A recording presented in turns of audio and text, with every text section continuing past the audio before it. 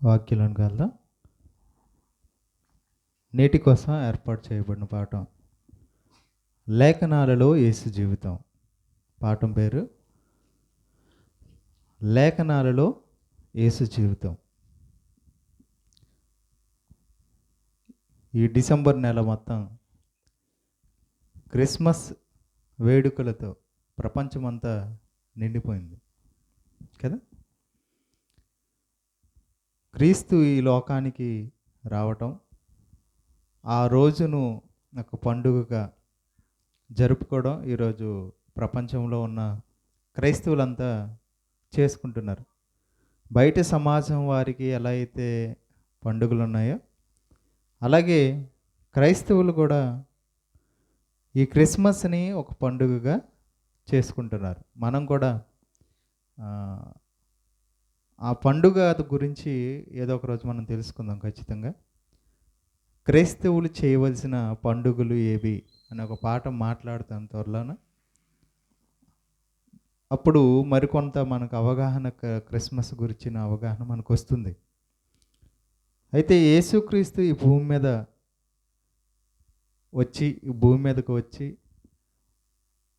ఆయన రావడానికి కారణం మనుషుల పాపం నిమిత్తమైనని, రక్త ప్రోక్షణ ద్వారా ప్రతి మనిషిని రక్షించాలని ఆయన ఈ లోకానికి రావడం జరిగింది. ఆయన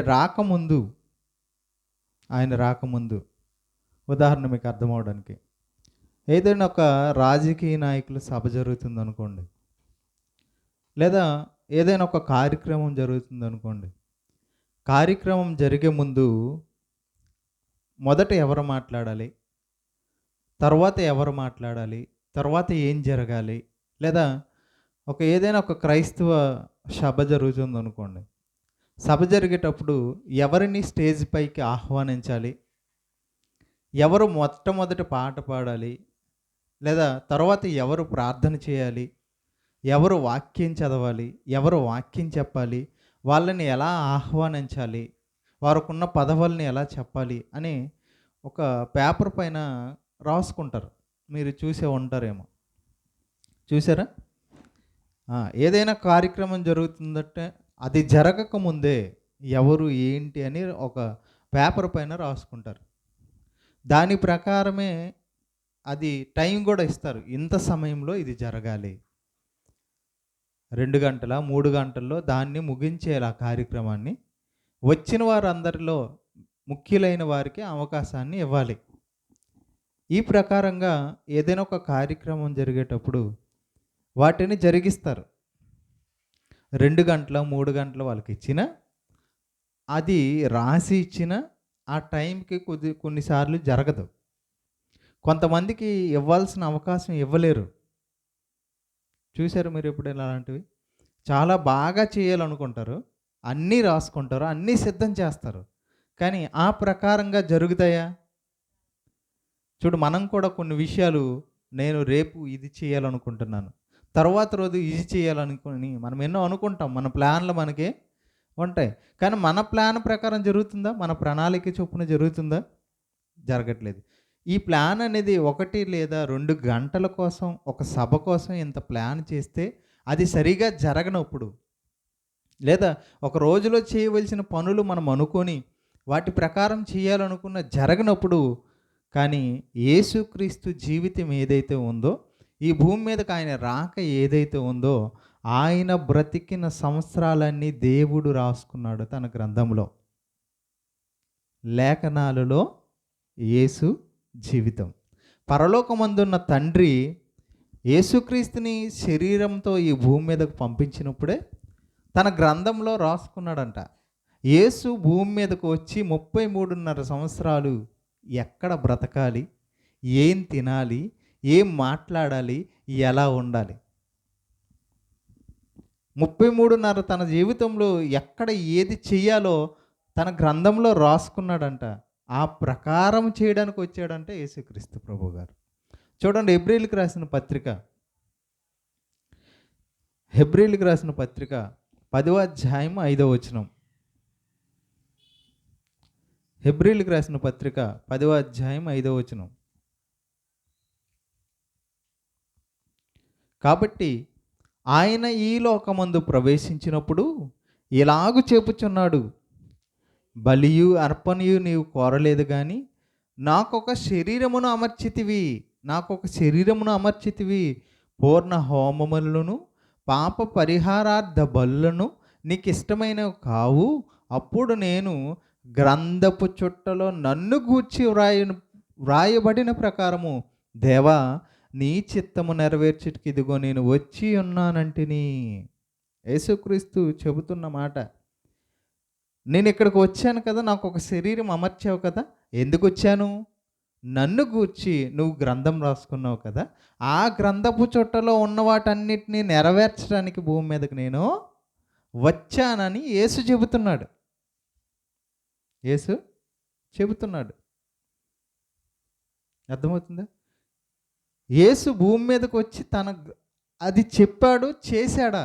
ఇంతకీ యేసు గురించి ఏం రాసుకున్నాడు తండ్రి? అవి తన జీవిత కాలంలో జరిగాయా లేవా అని పరిశీలిద్దాం. ఓకేనండి.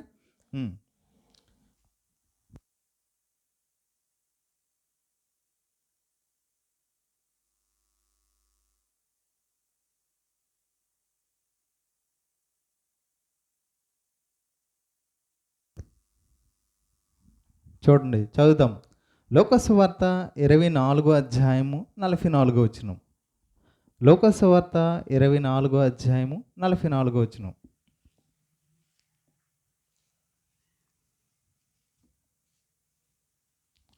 లోకసువార్త 24 అధ్యాయం 44 వచనం.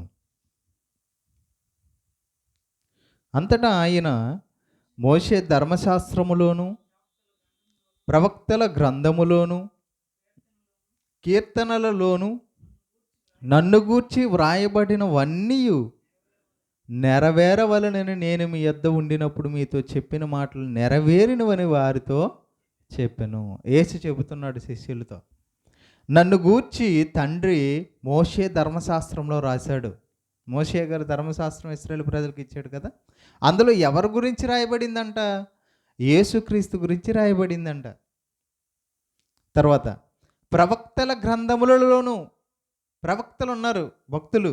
ఎవరు? ఒక దావీదు గారు లాంటి వారు, అబ్రహాము గారు, లేకపోతే ప్రవక్తలైన వారు అంటే యెషయా, ఇర్మియా, యెజ్కేలు, దానియేలు, హోషియా, యోవేలు, ఈ పేర్లు ఉన్నాయి కదా. ఇవన్నీ పుస్తకాల పేర్లు కాదు, అవి వ్యక్తుల పేర్లు, ప్రవక్తలు. వాళ్ళు కూడా ఎవరి గురించి రాశారంట? యేసుక్రీస్తు గురించి రాశారంట. తర్వాత కీర్తనలలోనూ, కీర్తనలు అనే 150 అధ్యాయాలకు కలిగిన గ్రంథం ఉంది బైబిల్లో, ఒక పుస్తకం కీర్తనల గ్రంథం.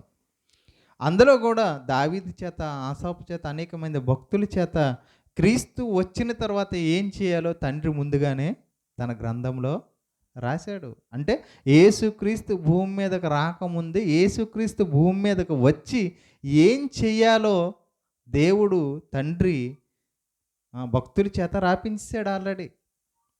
అవి అదే చెప్తున్నాడు. అంతటా ఆయన మోషే ధర్మశాస్త్రంలోను ప్రవక్తల గ్రంథములలోను కీర్తనలలోను నన్ను గురించి వ్రాయబడినవన్నీ నెరవేరవలనని నేను మీ వద్ద ఉండినప్పుడు మీతో చెప్పిన మాటలు నెరవేరినవని వారితో చెప్పాను. నేను చేశాను, తండ్రి నా కోసం రాసినవి నేను చేశాను అంటున్నాడు.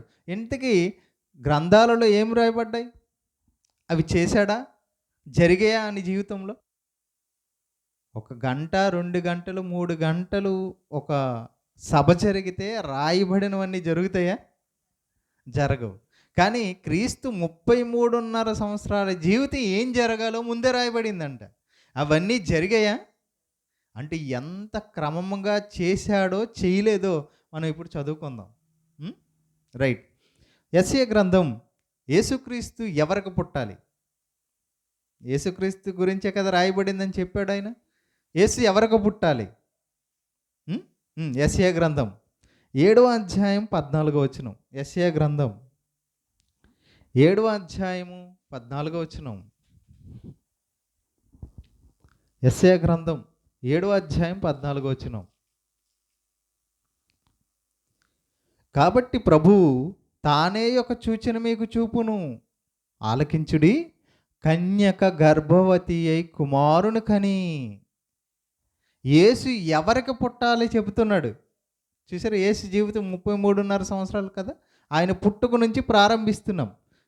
పరలోకములో ఉన్న యేసుక్రీస్తు భూమి మీద మనుష్యుల్లో ఎవరికి పుట్టాలో గ్రంథంలో రాయబడ్డాయా? రాయబడ్డాయి. పాత నిబంధన గ్రంథంలో రాయబడ్డాయి. తన గ్రంథంలో తండ్రి రాశాడు, అది చేయడానికి వచ్చానన్నాడు కదా. చెబుతున్నాడు, ఆలకించుడి, కన్యక గర్భవతి అయి కుమారుని కని అంటే కన్యక గర్భం ధరించాలి. కొత్త నిబంధనలో యేసుక్రీస్తు ఎవరికి పుట్టాడు? కన్య మరియకు. చూసారా, తండ్రి ఏదైతే చెప్పాడో క్రీస్తు అలాగే రావాల్సి వచ్చింది. రైట్. తర్వాత కుమారుని కని అతనికి ఇమ్మానుయేలను పేరు పెట్టును. అంటే ఆయనకి ఏ పేరు పెట్టాలో కూడా రాయబడింది. ఇమ్మానుయేలు అనగా దేవుడు మనకి తోడై ఉన్నాడు అని అర్థం. అంటే పుట్టిన తర్వాత ఆయనకు ఒక పేరు పెట్టాలి. రక్షకుడు అన్న తోడు అన్న ఒకటే అర్థం. తోడై ఉంటే కదా రక్షణ వస్తుంది, అంతేనా? ఇమ్మానుయేలును ఆయనకి ఏ పేరు పెట్టాలో కూడా తండ్రి నిర్ణయించాడు. ఎక్కడ పుట్టాలి ఆయన?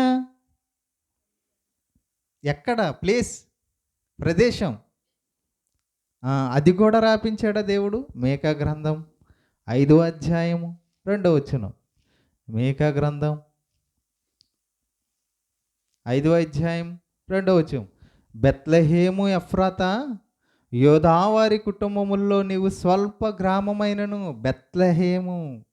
బెత్లెహేము ఎఫ్రాతా, యోదావారి కుటుంబం. బెత్లెహేం అనేది పట్టణం అయితే యోధా అనేది కుటుంబం. అంటే ఎవరికి పుట్టాలో కన్యమరియా, ఏం పేరు పెట్టాలో పేరు, పట్టణం ఏదో రాపించాడు, ఏ కుటుంబంలో పుట్టాలో కూడా రాజు. బెత్లెహేం అనేది ఊరి పేరు. బెత్లెహేము ఎఫ్రాతా, యోదావారి కుటుంబం, నీవు స్వల్ప గ్రామమైనను గ్రామంలో పుట్టాలని కూడా రాశాడు. అర్థమవుతుంది? అంటే క్రీస్తు రాకముందే లేఖనాలలో క్రీస్తు గురించి రాయబడినవన్నీ జరుగుతున్నాయి. అవి క్రొత్త నిబంధనలో రాయబడ్డాయి. అవునా కాదని మనం పరిశీలించాలంటే క్రొత్త నిబంధనలు అవన్నీ మనం చూడాలి. ఆయన ఏం చేస్తాడు? భూమి మీదకి వచ్చి ఆయన ఏం చేస్తాడంట? వాక్యాన్ని ప్రకటిస్తాడు. ఎలాంటి వాక్యాలను ప్రకటిస్తాడు ఆయన? చూడండి, అది కూడా రాయబడిందా? అవును. కీర్తనల గ్రంథం 78వ అధ్యాయము, కీర్తనల గ్రంథం 78వ అధ్యాయము 2వ వచనం. ఆయన ఎలా వాక్యం చెప్పాలి, ఎలాగ ఆయన దేవుని మాటలు బోధించాలో కూడా దేవుడు రాయించాడు. నేను నోరు తెరిచి ఉపమానము చెప్పేదను. యేసు బోధల్లో ఏముంది? ఉపమానం. అంటే దేవుని మాటలు మనిషికి అర్థం అవ్వాలంటే ఉపమానం చెప్పాలి. ఉపమానం లేకుండా క్రీస్తు ఏమీ బోధింపలేదు అని యోహాను సువార్తలో లేదా సువార్తలో రాయబడింది. ఇంకా ఆ కింద చెప్తున్నాడు, పూర్వకాలపు గోడ వాక్యములను నేను తెలియజెప్పేదను. యేసు బోధల్లో ఏముంటాయంట? గోడ వాక్యాలు, పూర్వపు కాలపు గోడ వాక్యాలు. అంటే ఆయన చెబుతుంటే అందరూ షాక్ అయిపోతున్నారంట. యేసు 12 ఏళ్ల వయసప్పుడు దేవాలయంలో కూర్చొని ఎవరితో మాట్లాడుతున్నాడు తెలుసా? ఎవరితో అండి? లోకసువార్త చూడండి. లోకసువార్త ఆయన మాటలకి వాళ్ళు ఎలా అయిపోయారు? లోకసువార్త 2వ అధ్యాయము 46వ వచనం. లోకసువార్త 2వ అధ్యాయం 46వ వచనం. 3 దినములైన తర్వాత 12 ఏళ్ల వయసు అప్పుడు జరుగుతున్న పని అక్కడ ఏం జరుగుతుంది చూడండి. 3 దినములైన తర్వాత ఆయన దేవాలయంలో బోధకుల మధ్య కూర్చుండి వారి మాటలను ఆలకించుచు వారికి ప్రశ్నలు అడుగుచూ ఉండగా చూచిరి. ఆయన మాటలు వినిన వారందరూ ఆయన ప్రజలకును ప్రత్యుత్తరములకును ప్రజ్ఞకును ప్రత్యుత్తరమునకును ప్రజ్ఞ, ఆయన తెలివికి, ఆయన జ్ఞానానికి, ఆయన మాట్లాడుతుంటే ఆయన ప్రజ్ఞ, ఆయన ప్రత్యుత్తరములకు విస్మయం ఉందిరి. గూఢవాక్యములు బోధిస్తున్నాడు క్రీస్తు. అంటే ఏ వాక్యాలు బోధించాలో కూడా తండ్రి రాశాడా? రాశాడు. పుట్టుక గురించి, పేరు గురించి, గ్రామం గురించి ఆయన మాట్లాడవలసిన పరిస్థితి. ఆయన మాట్లాడే వాక్యాల గురించి కూడా దేవుడు రాపించాడు. ఇంకా పెరుగుతూ ఏం చేయాలో అవి కూడా రాపించాడు. చూడండి, జకర్య గ్రంథం 9వ అధ్యాయం. జకర్య గ్రంథం 9వ అధ్యాయం 9వ వచనం. జకర్య గ్రంథం 9వ అధ్యాయం 9వ వచనం. సియోను నివాసులారా బహుగా సంతోషించుడి, యెరూషలేము నివాసులారా ఉల్లాసముగా ఉండుడి. నీ రాజు నీతిపరుడును రక్షణ గలవాడును దీనుడనై గాడిదను గాడిద పిల్లను ఎక్కి నీ యొద్దకు వచ్చుచున్నాడు. యేసు జరిగించాడా? శిష్యులు చెప్పాడు, ఇంతవరకు ఎవరు కూర్చుండని ఒక గాడిద పిల్ల ఉంటుంది, నేను చెప్పానని అది తీసుకురండి అన్నాడా? దాని ప్రకారమే జరిగించాడా? అంటే క్రీస్తు తన జీవితం అంతా ఏదైతే లేఖనాల్లో రాయబడిందో వాటన్నిటినీ నెరవేరుస్తున్నాడు. ఇంకా చూద్దాం. ఆయన తన బ్రతుకు కాలంలో ఎన్నో అద్భుతాలు, ఎన్నో ఆశ్చర్యకార్యాలు, ఎన్నో మాటలు చెప్పాడా? అవి కూడా రాయబడ్డాయి పాత నిబంధన గ్రంథంలో. మనం అన్నీ చూస్తే టైం చాలదు కనుక, సమయం సరిపోదు కనుక మెయిన్ అంటే ముఖ్యమైన కొన్ని విషయాలనే మీకు అర్థమయ్యే కొన్ని విషయాలు మీకు చూపిస్తున్నాను. ఆయన గురించి రాయబడిన పాత నిబంధనలో రాయబడిన వచనాలన్నీ మనం తీసామనుకోండి, మినిమం ఎక్కువ టైం పడుతుంది, చాలా ఎక్కువ టైం పడుతుంది. కొన్ని విషయాలు మాత్రం మనం తెలుసుకుందాం. ఇంకా ఆయన తన జీవితం అయిపోయిన తర్వాత అంటే చివరికి వయసు 33.5 సంవత్సరం వచ్చేసరికి అప్పుడు చెప్తున్న మాటలు, అప్పుడు చేస్తున్నవి కూడా బైబిల్లో రాయబడ్డాయి. చూడండి, పాత నిబంధన గ్రంథంలో కీర్తనల గ్రంథం 69వ అధ్యాయం. కీర్తనల గ్రంథం 69వ అధ్యాయం 21వ వచనం.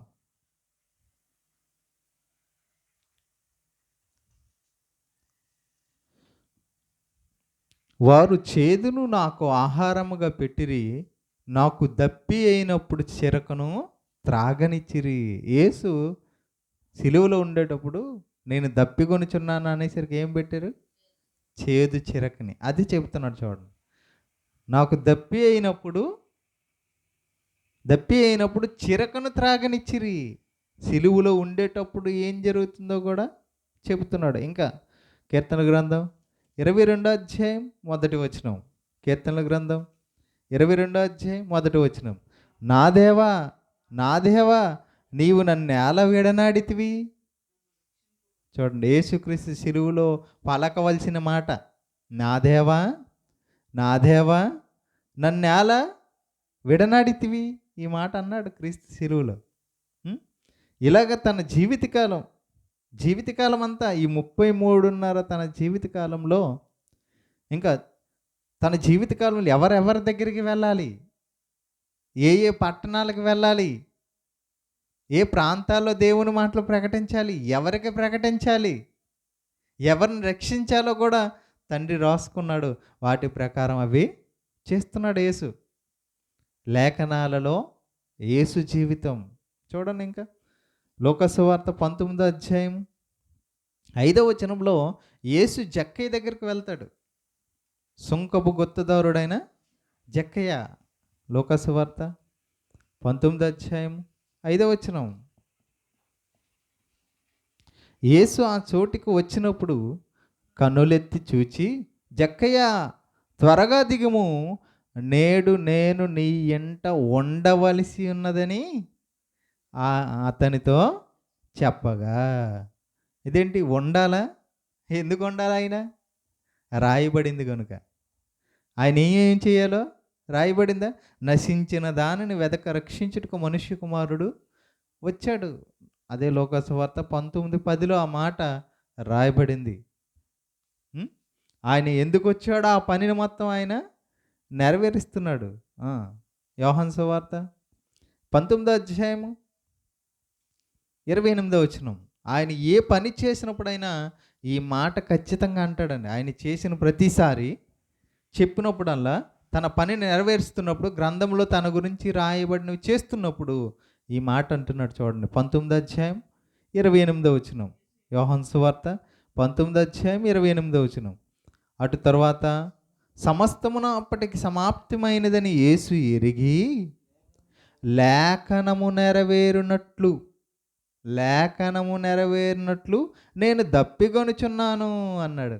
లేఖనము నెరవేరాలంట. అంటే యేసు కోసం ఏవైతే లేఖనాలు రాయబడ్డాయో అవన్నీ భూమి మీద తాను బ్రతికినంత కాలంలో నెరవేరాలి. ఒక్కటి కూడా మిస్ చేయకూడదు ఆయన.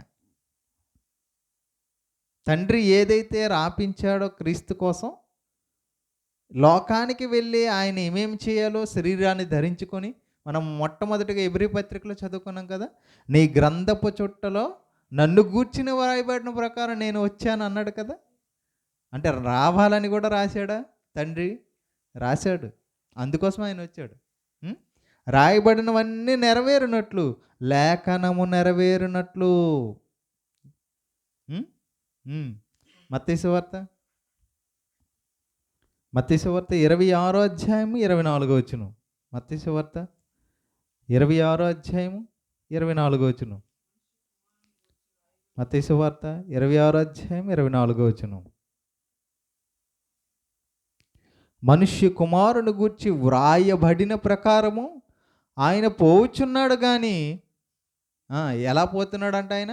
మనుష్య కుమారుని గూర్చి వ్రాయబడిన ప్రకారము ఆయన పోచున్నాడు. అంటే ఆయన చెయ్యవలసిన పనులన్నీ రాయబడ్డాయి. యెషయా గ్రంథం 53వ అధ్యాయంలో క్రీస్తు శిలువ త్యాగం గురించి రాయబడింది.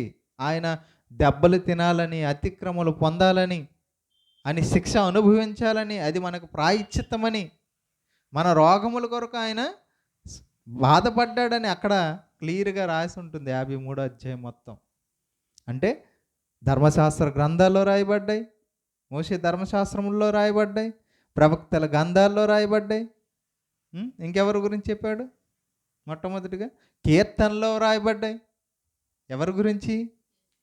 క్రీస్తు గురించి 33.5 సంవత్సరాల్లో జరిగే జీవితం అంతా రాయబడిన తండ్రి, పరలోకమందున్న తండ్రి అయిన దేవుడు క్రీస్తు కోసం రాసినదంతా చేశాడు ఆయన. తండ్రి క్రీస్తు కోసమే వాక్యాలు రాసుకున్నాడా? పరలోకమందున్న మన తండ్రి యేసుక్రీస్తు కోసమే రాసుకున్నాడా? మన కోసం కూడా రాసుకున్నాడా?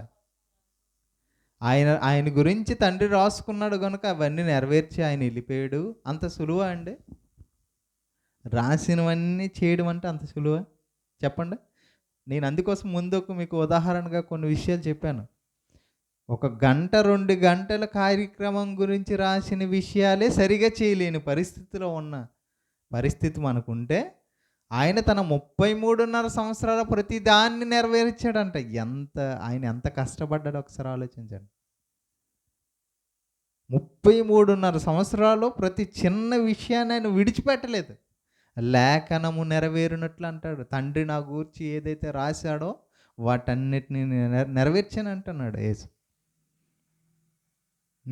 అంటే ఎంత కష్టమో 33.5 సంవత్సరాలు అనుభవించాడు క్రీస్తు. ప్రతి మాట తూచా తప్పక తండ్రి ఏది చెప్పాడో ఆయన గురించి అవన్నీ చేశాడు క్రీస్తు. మరి యేసుక్రీస్తు గురించి రాయబడింది ఆయన చేశాడు. మరి మనుష్యులమైన మన కోసం తండ్రి రాసుకోలేదా? మన గురించి ఏం రాసుకున్నాడు? కొలస్సీలకు రాసిన పత్రిక చూడండి. మనం ఎలా మాట్లాడాలో తండ్రి మన గురించి రాశాడు. యేసుక్రీస్తు గురించి రాయబడిన ఆయన చేసి వెళ్ళిపోయాడు. ఇప్పుడు తండ్రి మన గురించి ఏం రాశాడో చూడండి. ఎలా మాట్లాడాలో రాశాడు చూడండి. కొలస్సీలకు రాసిన పత్రిక 4వ అధ్యాయము 6వ వచనం. కొలస్సీలకు రాసిన పత్రిక 4వ అధ్యాయం 6వ వచనం. ప్రతి మనుష్యునికి ఎలాగ ప్రత్యుత్తరం ఇయ్యవలెనో అది మీరు తెలుసుకున్నట్టుకే మీ సంభాషణ ఉప్పు వేసినట్లు ఎల్లప్పుడూ రుచిగలదుగాను కృపా సహితముగాను ఉండనీయుడి చెప్తున్నాడు. యేసు తనకు రాయబడిన ప్రవచనాలన్నీ నెరవేర్చి వెళ్ళాడు.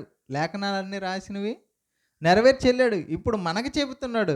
తండ్రి మీ గురించి కూడా రాసుకున్నాడు. మన గురించి కూడా మనందరం మనుషులందరం తన పిల్లలం కదా! తన కుమారులం కదా! మన గురించి కూడా తండ్రి రాసుకున్నాడు. ఏమని? నీ మాట ఎలా ఉండాలో రాశాడు. కృపా సహితముగాను, రుచిగలదిగాను, ఉప్పు వేసినట్లు ఎల్లప్పుడూ రుచిదిగాను ఉండాలంట. అంటే నీ మాట ఎలాగ ఉండాలి? ఆ! ఎలాగైతే వంటలలో ఉప్పు వేయకపోతే రుచి తెలియదో, అలాగే ఒకవేళ నువ్వు ఆడే మాట కూడా అంత రుచిగా ఉండాలంట. కృపా సహితంగాను ఉండాలంట మీ సంభాషణ.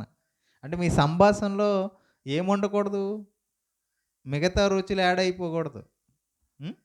ఉప్పు గురించి అంటే ఉప్పు లేకపోయిందనుకో, మీరు ఎన్ని మసాలాలు దంచేసినా దాని రుచి ఉండదు. అలాగే మీ మాట అంత తీయదనంగా, కమ్మదనంగా, మృదువుగా ఉండాలి అని చెబుతున్నాడు. ఇంకేం చెబుతున్నాడు? ఇంక ఎలా ఉండాలి? ఎవరితో ఉండాలో కూడా చెప్పాడా దేవుడు?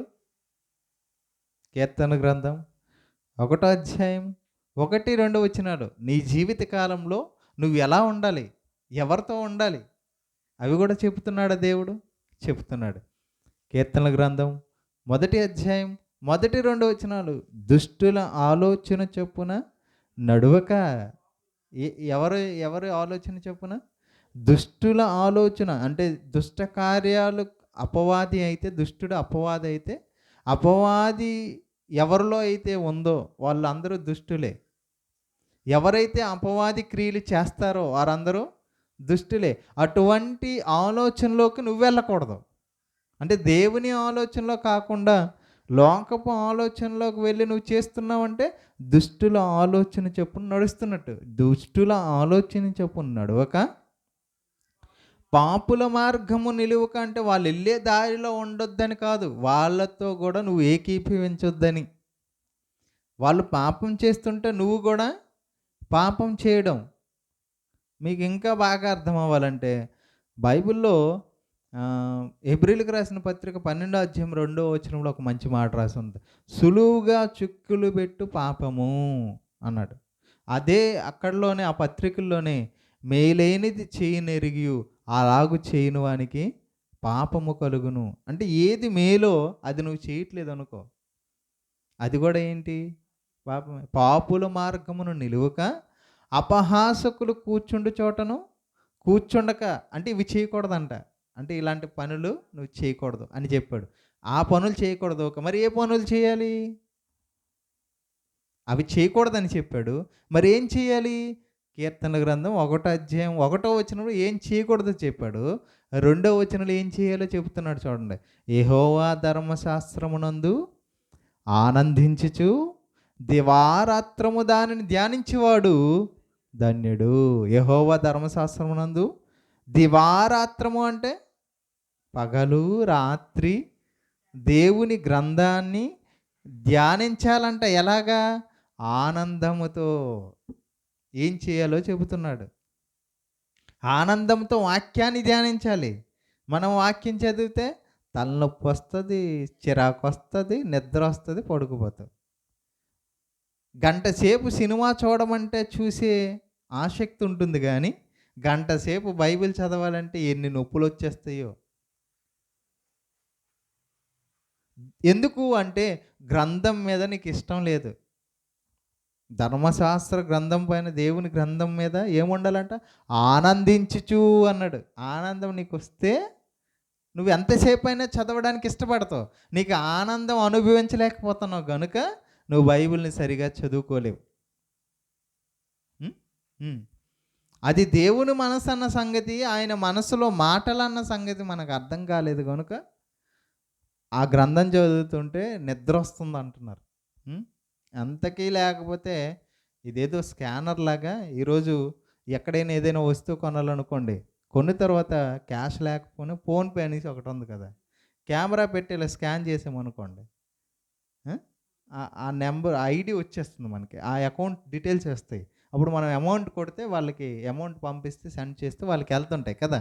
అలాగే ఈరోజు క్రైస్తవం కూడా ఎలాగుందంటే బైబిల్ని మేము స్కాన్ చేస్తామన్నట్టు ఎలా పెట్టుకున్నారంటే తల కింద పెట్టుకుంటారు. తల కింద పెడితే ఈ రెండు ఇప్పుడు చూడండి, స్కానర్ ఉంది, ఫోన్ ఉంది. ఫోన్ ఇలా స్కాన్ చేసావు, వెంటనే ఇది వచ్చింది కదా, బైబిల్లో ఉన్న విషయాలు కూడా ఇలాగే స్కాన్ చేద్దామని తల కింద పెట్టుకుంటున్నారు. అంటే స్కాన్ అయిపోతుందేమో అనుకుంటున్నారు. అలా జరగదు. స్కాన్ ఎలా చేయాలంటే పరిశోధించాలంట. ప్రతి దినము లేఖనాల్ని పరిశోధించాలి. అవేనా ఇంకా చెబుతున్నాడు చూడండి, తిమోతికి రాసిన మొదటి పత్రిక. ఎలాంటి వస్త్రధారణ చేయాలో కూడా దేవుడు చెప్తున్నాడు. భూమి మీద బ్రతికేటప్పుడు మనం ఎటువంటి వస్త్రాలు ధరించాలి మాట గురించి చెప్పాడు. ఇంకా ప్రవర్తన గురించి చెప్పాడు.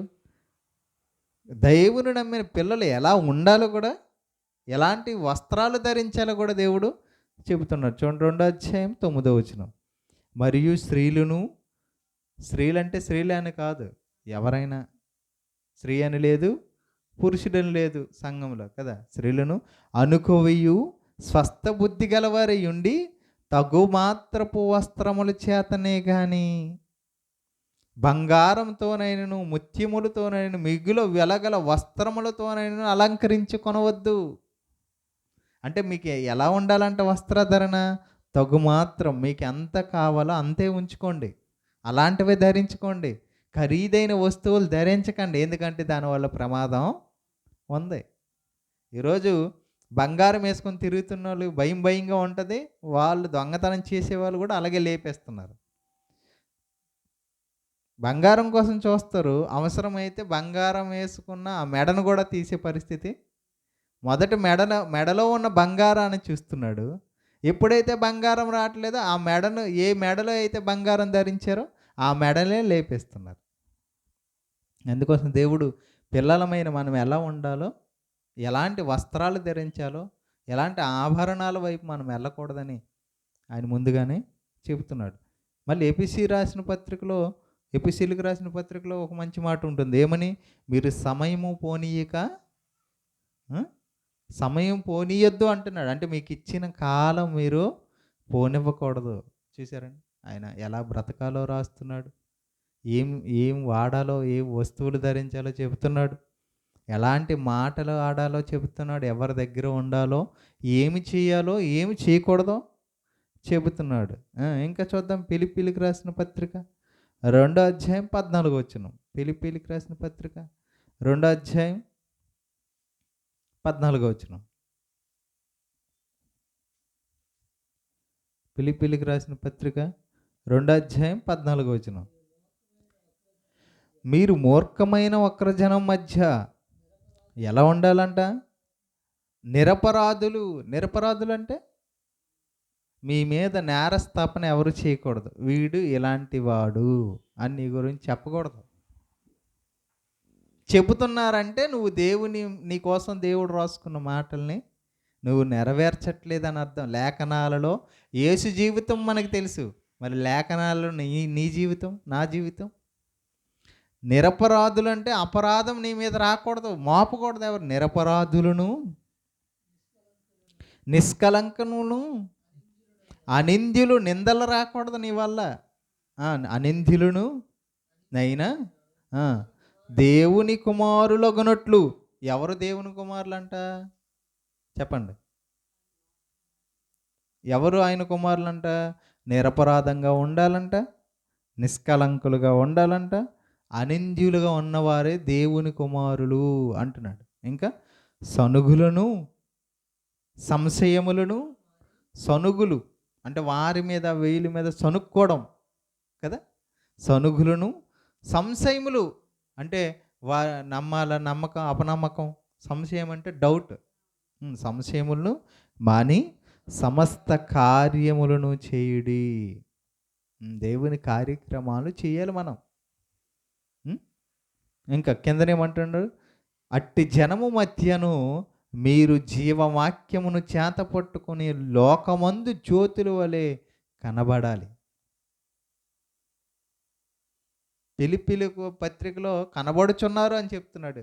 మరి మన విషయంలో కనబడాలి. లోకమందు జ్యోతుల వలె ఏ వాక్యం అంట? జీవవాక్యమును చేత పట్టుకుని లోకమందు జ్యోతుల వలె కనబడాలని దేవుడు రాసుకున్నాడు మన కోసం.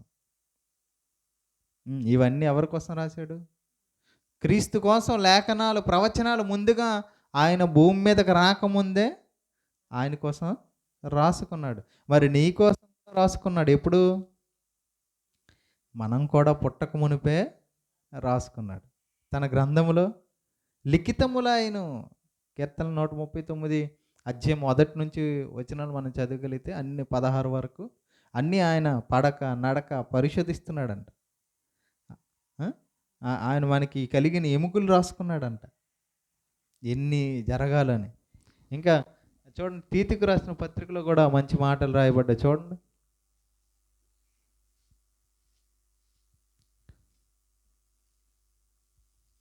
తీతుకు రాసిన పత్రిక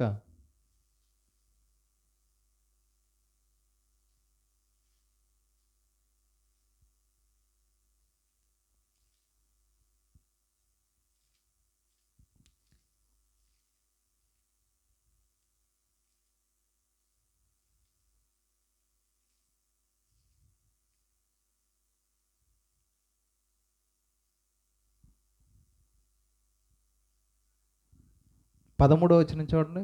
కొలస్సీలకు రాసిన పత్రిక 3వ అధ్యాయము 12 నుంచి చదువుదాం.